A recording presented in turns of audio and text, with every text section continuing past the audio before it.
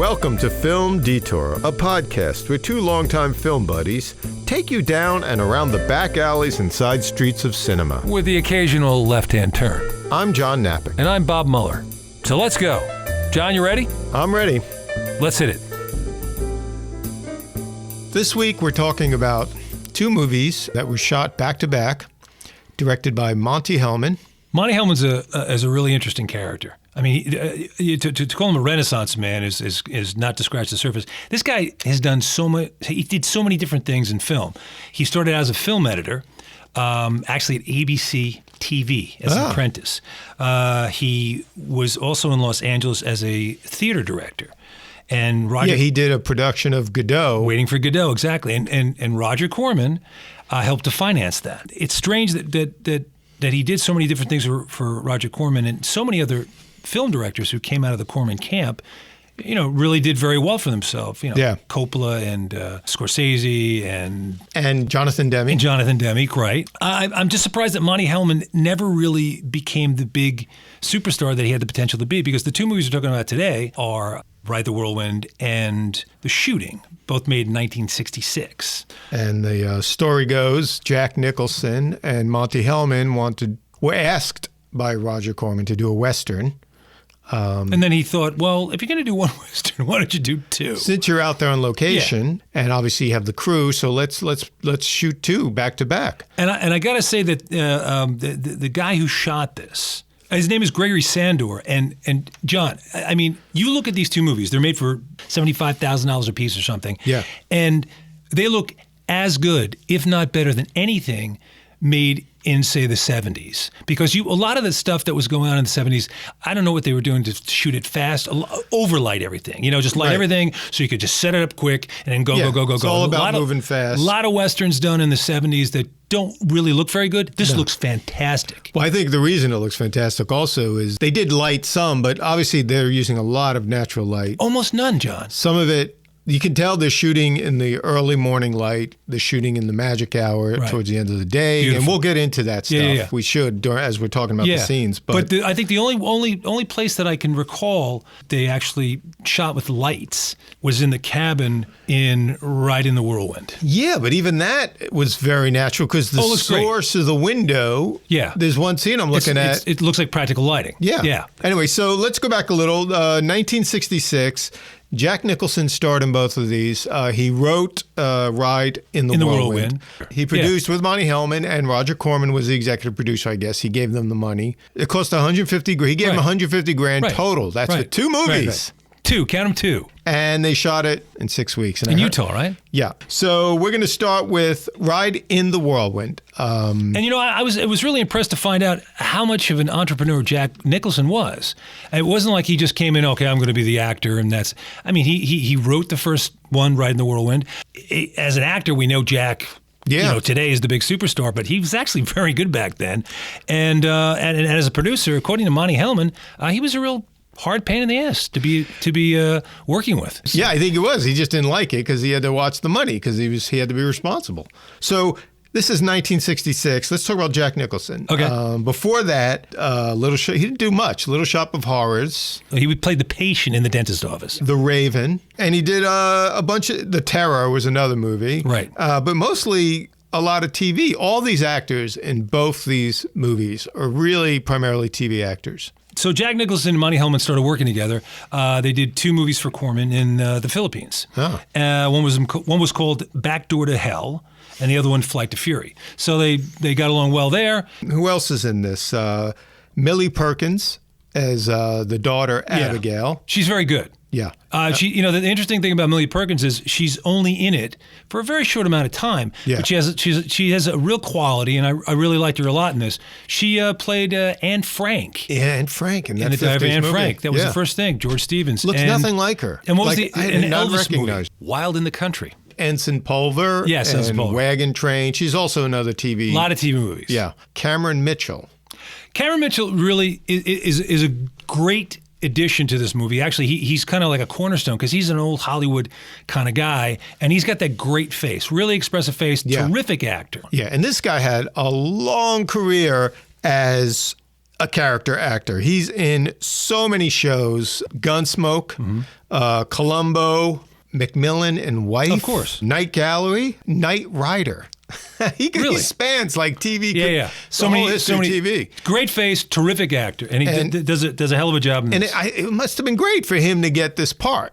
Like, it's a starring role. He's like pretty much the main character. He is really strong because nobody else is really known at this point. Yeah. You got Harry Dean Stanton, who's I love Harry Dean Stanton. Harry Dean Stanton. But you know, these guys were really nobodies at this point. Harry Dean Stanton in this movie is Blind Dick. Or Dean Stanton. Dean Stanton, Blind Dick the Outlaw in this. And again, TV shows up to now, pretty much. Right. He just died recently. He was 92, and he still made one more movie before he died. I mean, this guy was a workhorse, great face, terrific actor. And the interesting thing that I heard that Jack Nicholson said when he hired him, basically just let the wardrobe do the work. That's a good. And Harry Dean Stanton said, basically, that's the direction I was going with, and that's the way he kind of honed his career along those lines from that point on. Yeah. And Harry Dean Stanton doesn't need hardly any dialogue at all. I just saw Alien recently. Right. He's terrific in that, and he has very little dialogue, and it's just all over his face. He's just a pleasure to watch. Also, Paris, Texas. The whole first quarter of the movie, he hardly says a word, and it's just his face. Walking through the desk. It's great. It's like his face. And in this movie, it's the same thing. He just kind of sits back. He just is. It's just like he doesn't overdo it. The other thing about this movie, both these films, is these are just straightforward, bare bones westerns. Right. But they don't overdo it. They're very subtle. Jack Nicholson, I read, wrote a lot of the dialogue from the film he took from dime store Western novels. Really?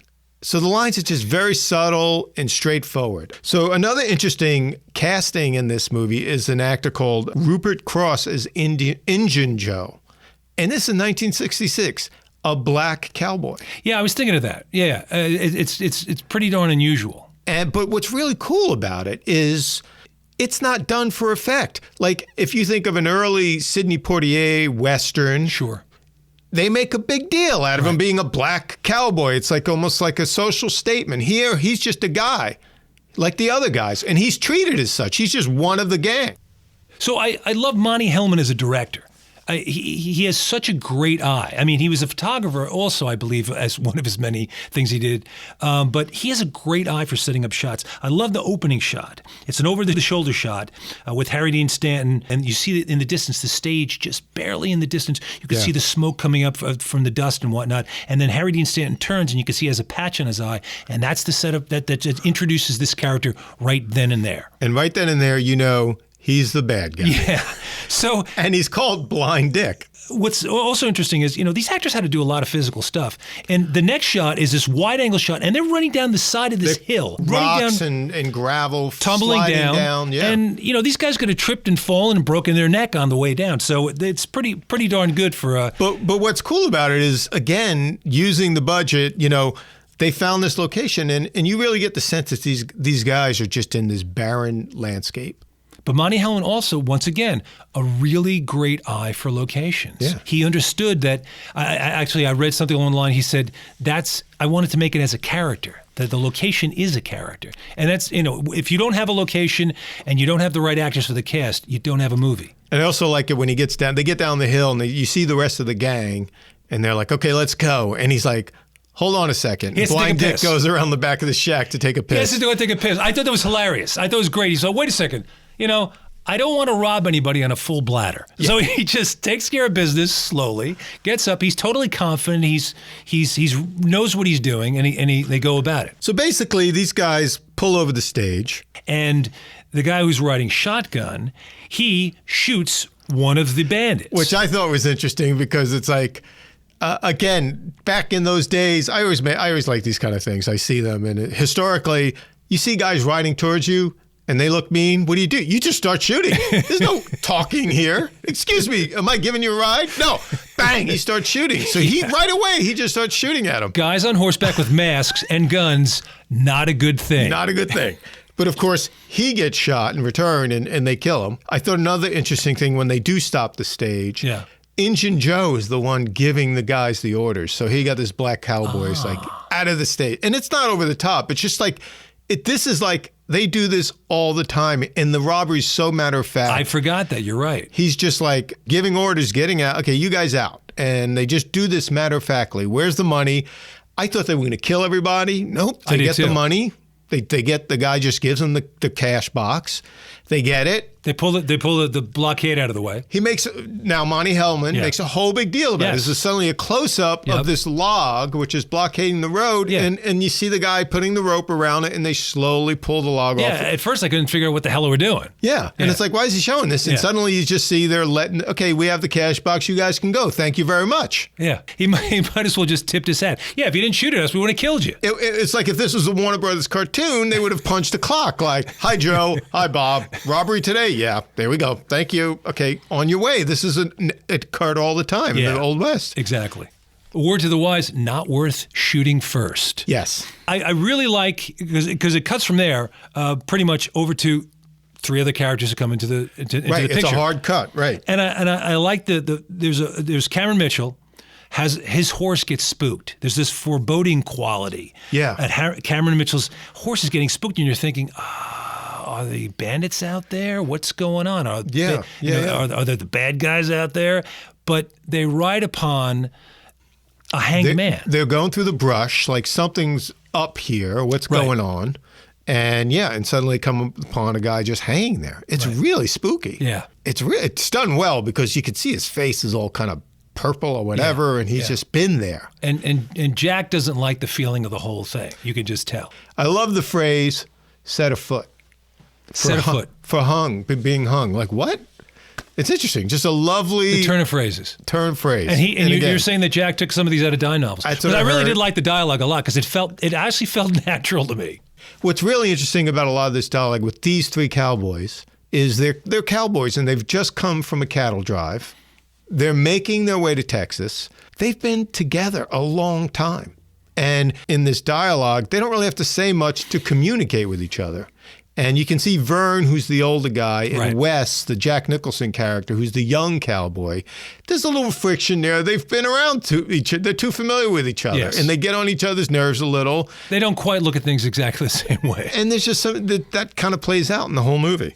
I like the way the action just cuts from that robbery right to the three characters, because you're going, okay, where's this going, and who are these guys? Right. So I like that. It just moves the plot along. Moves it right along, boom. Yes, and absolutely. The other interesting thing I'll say about this, and again, it's another pet peeve of mine with Westerns, is you look at these characters in this film, including the women, their faces are dirty. They look like real people. The clothes are beat up. They really do. The horses are lame. They're barely making it because they're out in the West. They don't have water.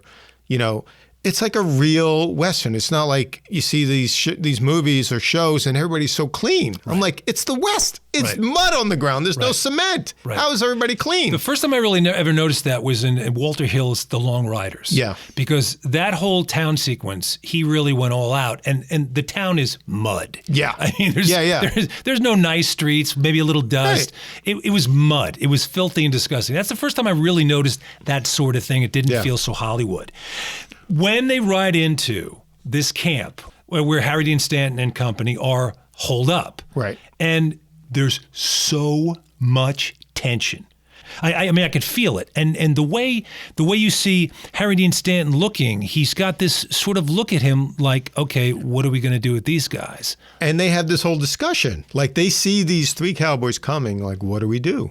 And he's like, there's only three. Let them come. Yeah, let's just see what they're going to do. Right. Maybe they're just, and they discuss it. Maybe they're just passing through. Because they could have picked them off. Yeah. And that's one of the things that I believe Cameron Mitchell says later on. Yeah. This is kind of a funny situation. These guys aren't really telling us the truth. This all seems really phony. And what's interesting is Harry Dean Stanton tells most of the gang, there's 5 of them, 3 of them to go off and like kind of watch over. Right.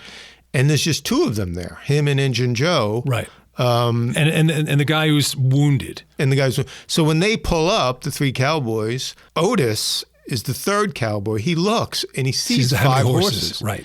And right away he knows there's more guys. Everything here. about this stuff stinks. Yeah. So they know they've walked into shit. They really want to get out, but they're just going to spend the night and then get the hell out of there. Yeah. That's all they want to do. Just spend the night and get the hell out of there. But it's not that simple. But there's like an unspoken truce between them because, again, if you're living out in the West, you know these guys are outlaws. Right. These guys know you're just cowpokes who are just going through. You don't really want trouble. So they have this kind of truce like, well, you could kind of camp over there and we'll give you some coffee or whatever, you know? Like they actually some offer beans, them swig of the jug. A swig of the jug, and they give them some beans.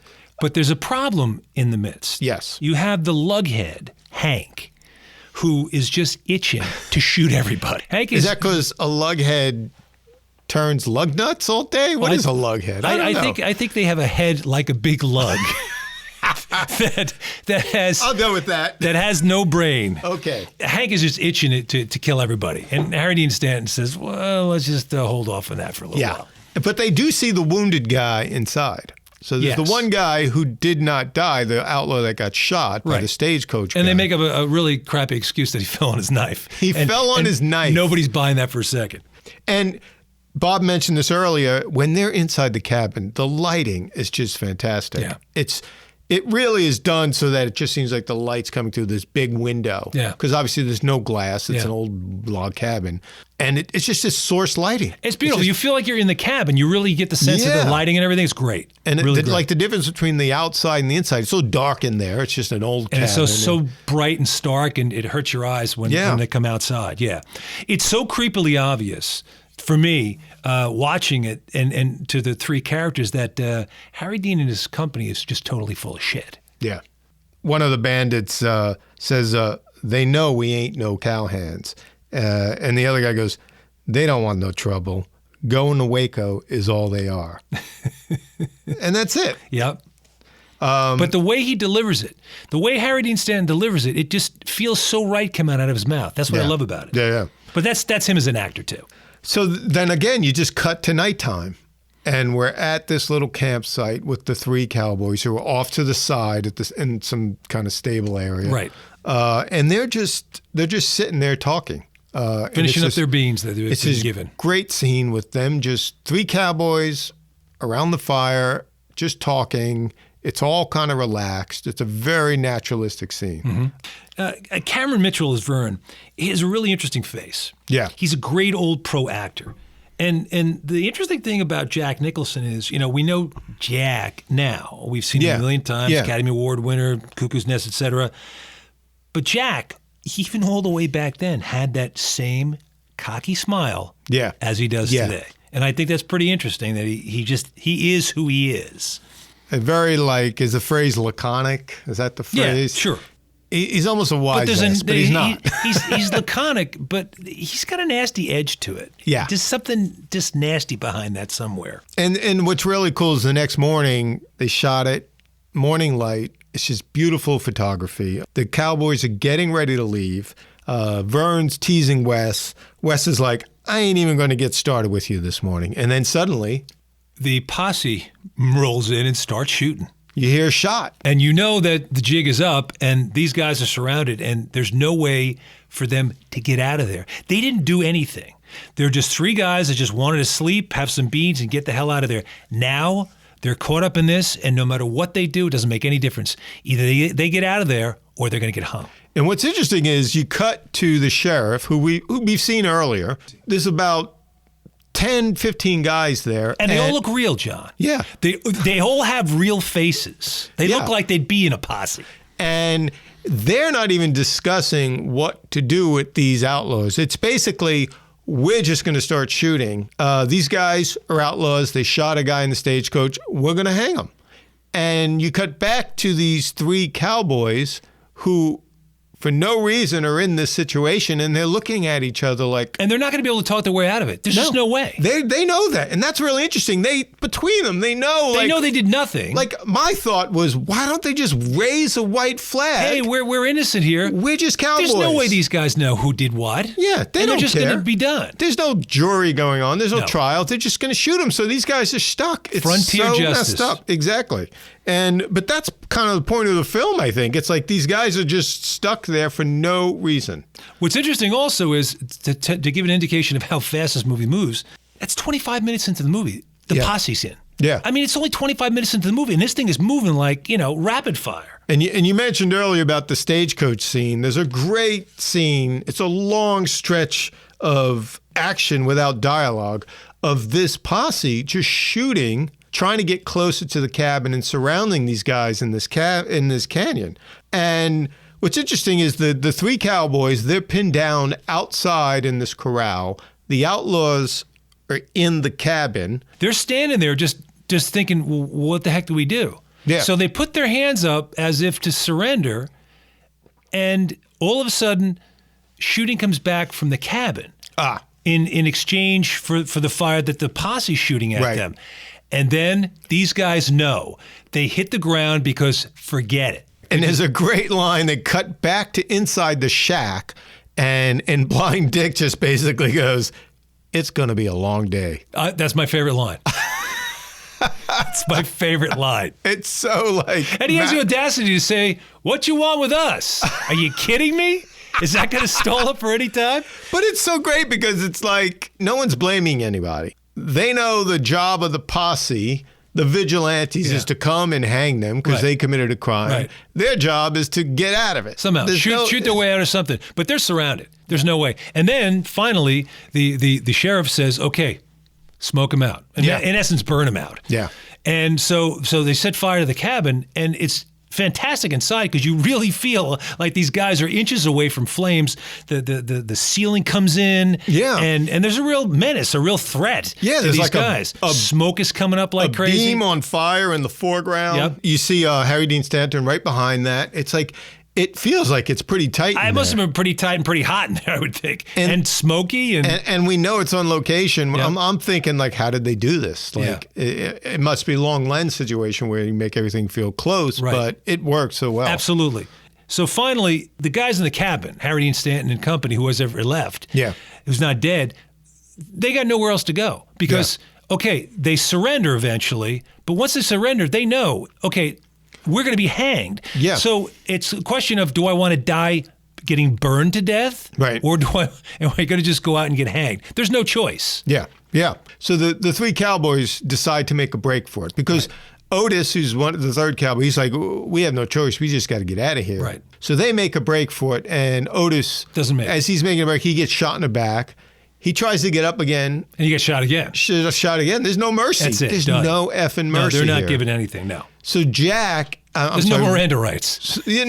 So Wes and Vern make a break for it up the canyon. It's a box canyon. Which is exactly what it means. Unbelievable. There's no exit. They've got nowhere to go. Well, one of the young cowboys goes up to the sheriff. They're making a run for it up the canyon, and he's just like, they're not going there. Just let them go. Right. We'll catch up to them later. Absolutely. We're going to get these guys in the cabin. Injun Joe and Blind Dick come out of the cabin. They're just like smoke inhalation or whatever. They're coughing. They can't stay in there any longer. I love how Injun Joe. Yeah. He fights the whole way until finally they just punch him in the stomach to disable him because this guy is just not going to give up. Yeah. And when they finally get him strung up, he has the audacity to spit at them. Yeah.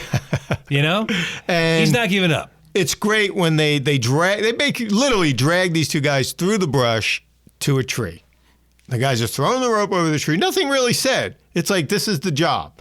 They put the rope up. Classic lynching. Yeah. And they put these two guys in the noose, and the sheriff's got anything to say? And Dick and Joe, they just remain silent. Yeah. It's just, they don't even look at each other, basically. They just stand there like, this is where this is ending. What are we going to say? There's nothing we can say. And it's just a very matter-of-fact scene. And the next thing you know... They smack the horse. And it's a great angle. Beautiful. Low angle, you just see... Actually, Injun Joe gets one last extra twitch. I guess Monte Hellman said, okay, twitch, You see these legs just suddenly dangling in the frame. Great. Yeah. Really nice. It's just a really beautiful scene. What's amazing to me is when Jack and Cameron Mitchell start making their way up this box canyon steep cliff, these cliffs are so, I don't know, they look like they're 6 inches, maybe a foot.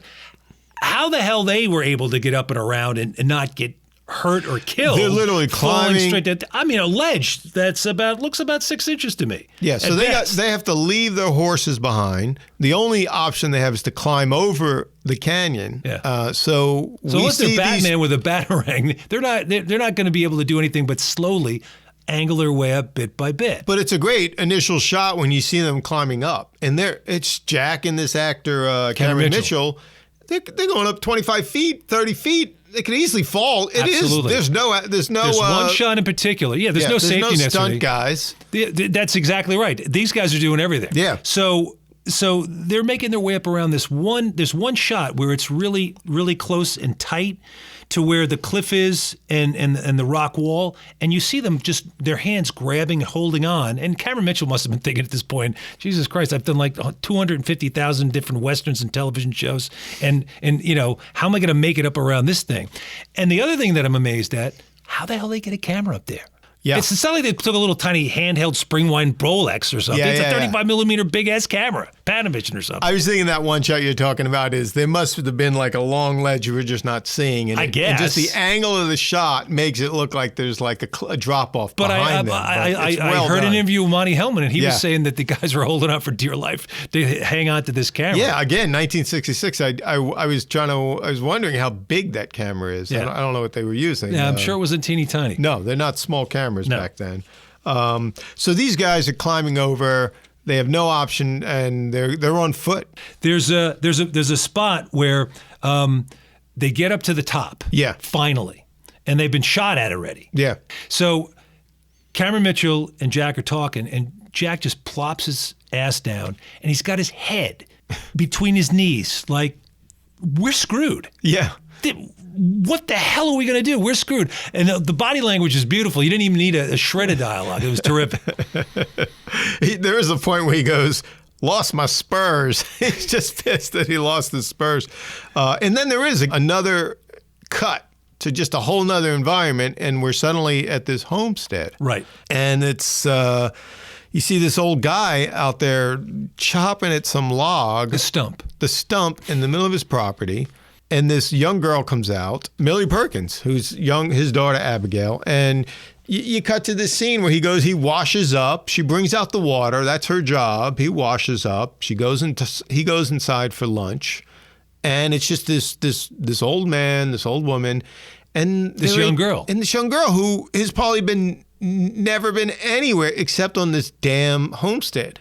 And you really get the sense that these people are... And you're talking about isolated. You were saying isolated before. Yeah. Oh, my God. Like the Old West, they're just out there. And this poor teenage kid. Yeah. This girl. Who's got nothing. What the hell does she do all day? Nothing. Well, they work, you know. The chores. It's almost like an American Gothic painting. It's just such a beautiful location and scenery. And then poor Abby doing her father's bidding. You know, it's like living with her parents her whole life. And then these two vigilantes show up. And they're part of the posse. They're telling them there's these outlaws out there. Be careful. What I liked about that scene, and I don't know if you noticed, the old man, he's talking to these two cowboys on horseback, and he's like, Abigail, get the corn whiskey. And she comes out with the jug. And to me, I don't know if I ran into this, it's almost like he's showing her off because she's got to marry. And not that this was the intention, but he's kind of showing her off to these cowboys because one of the guys looks at her and he tells the other one, we're coming back later for dinner. You know, that's how it was in the Old West. You got to meet people. The one correction, he didn't say we're coming back. He said, I'll be coming back for a meal. I'll be coming back for a meal. Yeah. So we cut back to Jack and Cameron and they're having a powwow. And it's interesting to see Jack Nicholson play a character who has a lot of flaws and a lot of weaknesses.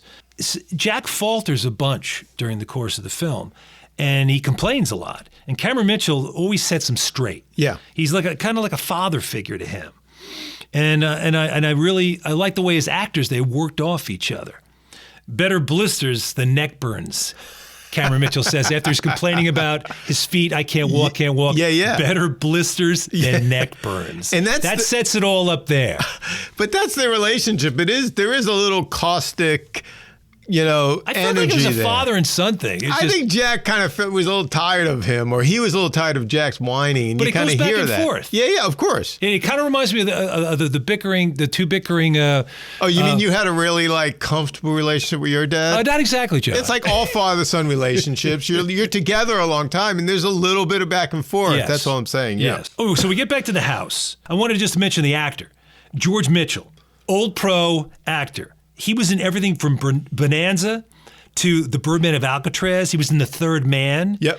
He was in the Andromeda Strain. Oh, yeah. The old guy in He's the old guy in Andromeda Strain. Strain. Right. He was in 310 to Yuma and Nevada Smith. There you go. I mean, those are just a couple of different hand picks that I said. This guy did a million things. So his face is perfect for a Western. You totally believe him, an old pro. And this character, again, it's an older guy. Right. These guys are hard scrabble. And he might not even be that old if you think about it. Yeah. You work that hard all the time, yeah. and you have all these elements hitting you in the face every single day. You start to age pretty quick. But you can see it. They have to work the land. They have to do all the work. And you get just that this guy has been attacking this stump for 2 days. The frickin' stump. You just got to do all this work. And you can see they just lead such a hard scrabble life. And they're tough as nails. I felt the stump was like symbolic of frontier life. That goddamn stump. That seemed to spend most of his time. Chidump, chop, chidump, chop. So basically, Vern and Wes come upon this family, and they are holding the two women hostage, in essence. And when Pa comes in, they're like, we just need to rest here. We're not outlaws. The family does know about these criminals because the two posse guys were there earlier. But these guys are there. We just want to rest. We just want to eat so we can get out of here. We're going to stay here till nighttime. And it's kind of very poignant because Vern is, he's trying to get across to these people that he's not an outlaw. Right. And they're not going to hurt him. But that comes up a few different times during the course of the scenes that they're in the homestead. Yeah. That he says, I ain't them. We're not outlaws. And Jack says that too. He's like, actually, Jack is more upset that they're in this situation at all. It's like, we didn't do anything. And we're running, they think they're going to kill us. So the stump, the chop, chop, chop at the stump, he tells the guy to just go outside for a while. Just keep things as they're normal. Right. Cameron Mitchell tells him to. Just keep things as they're normal. Because they're going to wait this day out. Right. And they know, like an alarm bell, if this guy stops chopping, there's something wrong. Right. So that's a good signal for them to know. They know the coming. Posse's out there hunting for them. So if they can just get through this day, sneak away at night, they might just make it out of there alive. He actually says, Vern says at one point, don't make no trouble. It's what's best for all of us. We just want everything to be normal. Yeah. So he goes back out there to work on that stump. Of course, one of the posse comes riding along. Well, that's the thing. They would have gotten through the day safely, but Mr. Tall, Dark and Romeo, he comes back for his quote-unquote meal. Yeah. Because he wants to see the girl. And if that just little thing didn't happen, they would have made it out, which makes it an interesting little factor in the plot. Well, I mean, it's a real occurrence. I took that as totally natural. No, absolutely. But I'm just saying, as an audience member, I'm working it for them. I'm pitching for them. But this guy has to come back for his meal, SOB. And of course, Pa's there, and he, right away, the guy knows something's wrong. Right. The way the old man's behaving. Right. And he's like, is there something going on here? And you're acting awful strange for nothing wrong. And what's interesting, the cowboys, the Vern and Wes are in the house looking through the window. They're helpless. They know this guy's talking to the cowboy. And they even say it because he's probably telling them right now, There's a scene inside the cabin. Jack can't sleep. He's so damn tired. And the girl says, you can lie over there. But that's she says it's my bed. And he goes, oh, I'm sorry, miss. No, it's okay. I'm sort of looking at it, because Jack's relatively young, closer in age and whatnot.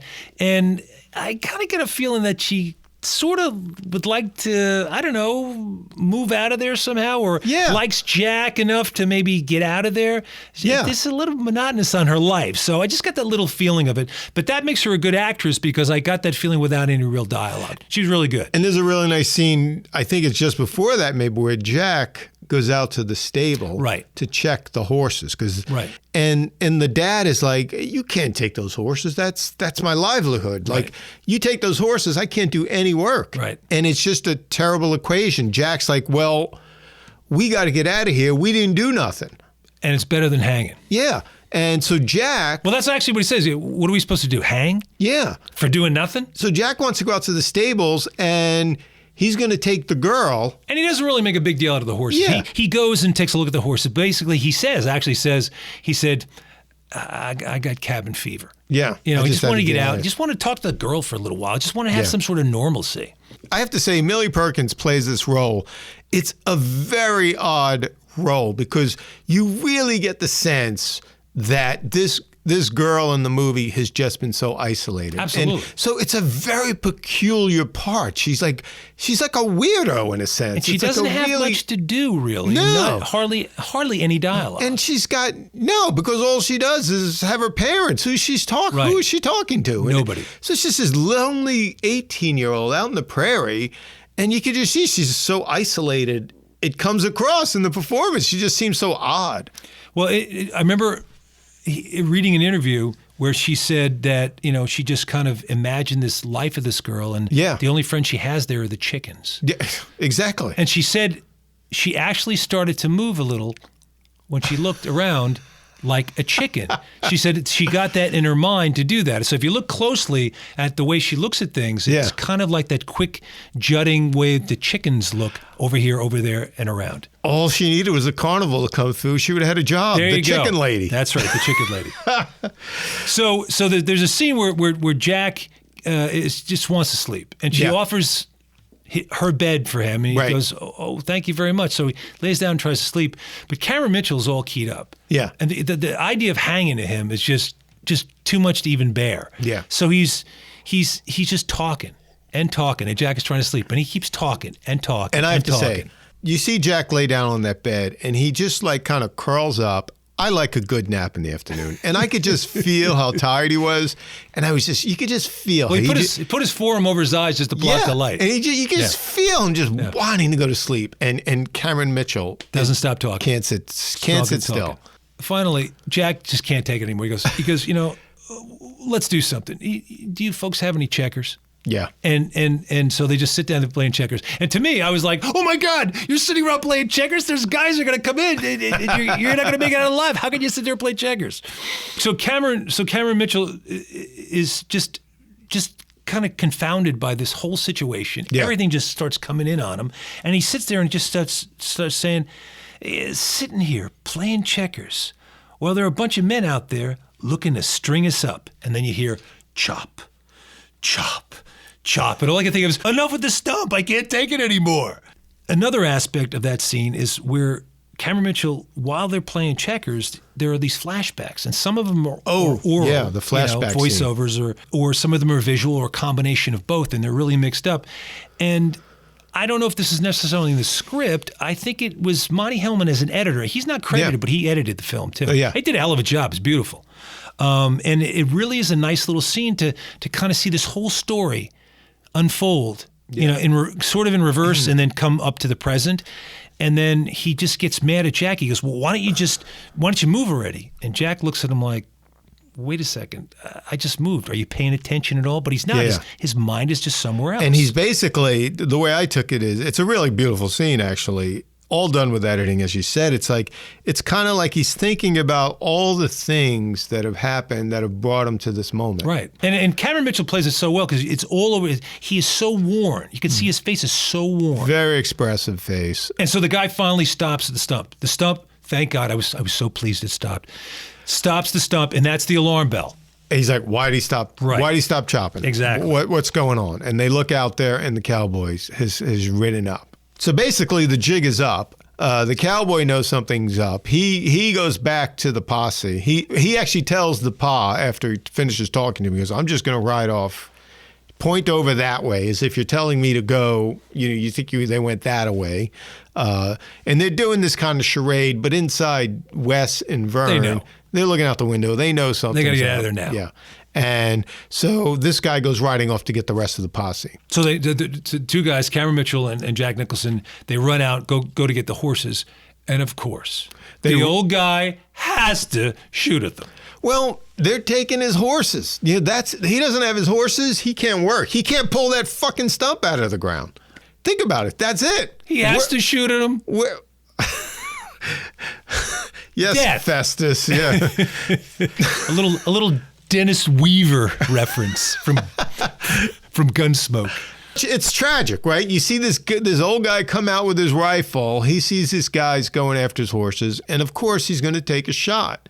And he does, and he hits... And it's his last shot. And he hits Vern. And matter-of-factly, Jack just shoots him and kills the dad, kills Pop. Well, how's he going to not? Yeah. And of course, Cameron Mitchell is now wounded, and they got to get away somehow.